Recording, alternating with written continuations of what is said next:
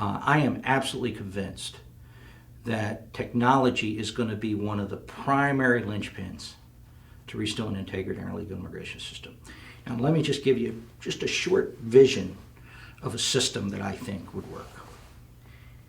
We know that today, we hear almost every single day, that our current labor system doesn't meet the needs of our business community and even the workers. That we can't say with a straight face that all the foreign nationals that are coming to this country, either permanently or temporarily, are coming to work in jobs of critical shortage areas. We don't know if they're even coming with the experience that they claim to have. And once they come in, we don't know what's happened with them. We don't have a system. We're not tracking them. We don't know. So, a couple things. If we had a labor system, OPM has a system called USA Jobs, but I really like that name. Let's say we had a USA Jobs system, labor-based system, where the states worked closely with the government, Department of Labor, in identifying what their shortages, their areas of shortages are. And it's a living, breathing determination. And it's tracked in the system. And employers that are looking for workers, they post the vacancies in the systems.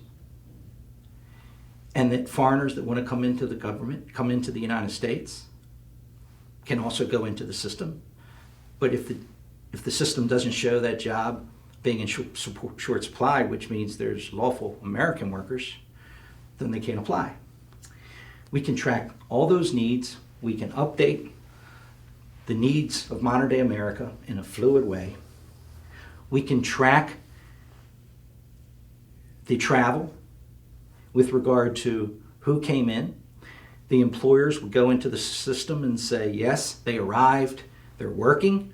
They could go into the system and say, they didn't show up, they didn't arrive. Or they could go into the system later and say, they don't have the skills that they were supposed to have.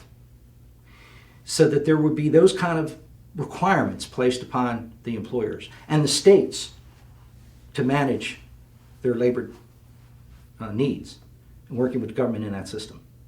We'd also be able to track all the visa numbers.